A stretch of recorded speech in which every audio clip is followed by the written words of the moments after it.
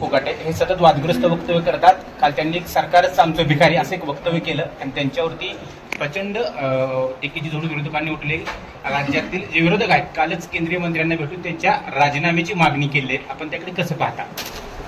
मी त्याच्या जास्त काही कॉमेंट करू इच्छित नाही।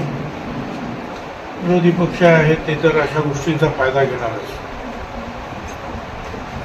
पण मुख्यमंत्र्यांनी सुद्धा आपली नापसंती जी आहे मला असं वाटतं की या 2 दिवसामध्ये 2 वेळा त्यांनी व्यक्त केलेली आहे। यापेक्षा मी जास्त काही बोलू शकत नाही।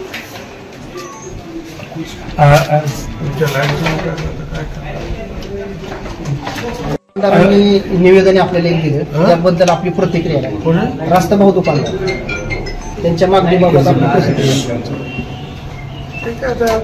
त्याच्यात मागण्या आहेत त्याप्रमाणे आता मी आता ताबडतोब बोलायला सांगितलं मुंबईला की काय झालं ते मला सांगा, कारण आता मगाशी जे आहे एक एक एक एक एक एक क्लिअर ते करत आहेत फायनान्समध्ये वगैरे आणि माझ्या जे आहे सहकारी त्यांना मुंबईला बोलायला सांगितलं। राष्ट्रवादीच्या आमदारांच्या भावांकडून गोळीबार करण्यात आला आहे दौंडमधील कला केंद्रावर। राष्ट्रवादीचे आमदार मांडेकर बाळासाहेब मांडेकर यांच्या भावांकडून गोळीबार करण्यात आला आहे, त्यावर काय प्रतिक्रिया? मला काय माहीत नाही, कल्पना नाही कोणी गोळीबार केला आणि कोणावर केला, काय केला, कशासाठी केला। पण ते प्रकरण दाबण्याचा प्रयत्न करण्यात आला होता। असं आहे की असं जर कोणी फायरिंग वगैरे केली असेल आणि ही गोष्ट जर प्रकाशात आली आणि मीडियामध्ये तर पोलीस त्यांची कारवाई करणारच ना। 29 ऑगस्टला जरांगेंना चलो मुंबई अशी घोषणा दिली आहे, पुन्हा ते सरकारवर मराठा आरक्षणासाठी दबाव टाकतात। 29 ऑगस्टला जरांगे काही त्यांच्या समर्थकांसह मुंबईला निघणार आहे, तिथे चक्काजाम करणार आहे। काय त्याचं घेऊन बसलाय आज एक उद्या बोलून ते एक बोलून काय असली प्रश्न विचारले? कर्जमाफीच्या संदर्भात राज्यात आज ठिकठिकाणी आंदोलन सुरू आहे, त्याबद्दल काय सांगा?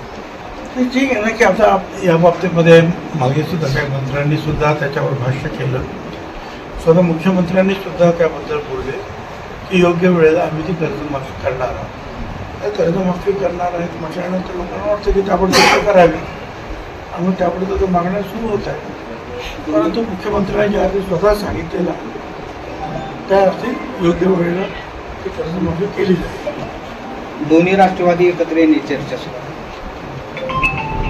आमच्याकडे तर काही चर्चा नाही, तुमच्याकडे कोणी काय बोललं असेल तर सांगा मला, कोण एकत्र येते काय त्यापेक्षा कधी कधी मीडियाला जास्त माहिती असते। आणखी फडणवीस मुख्यमंत्री यांचे कौतुक केले आहे, त्याची पण चर्चा सुरू आहे। वाढदिवस एक तर ना त्या कौतुकास मुख्यमंत्री फडणवीस पात्र आहे आणि दुसरं म्हणजे की पवारसाहेब स्पष्ट बोलणारे आहेत, जे चांगलं काम करतात त्यांच्या पाठीवरती शाबासकीची थाप देतात आणि ते या महाराष्ट्रातले किंबहुना या देशातले एक ज्येष्ठ नेते आहेत, त्यामुळे तो अधिकार सुद्धा येतात त्यांना आशीर्वाद देण्याचा, शुभेच्छा देण्याचा।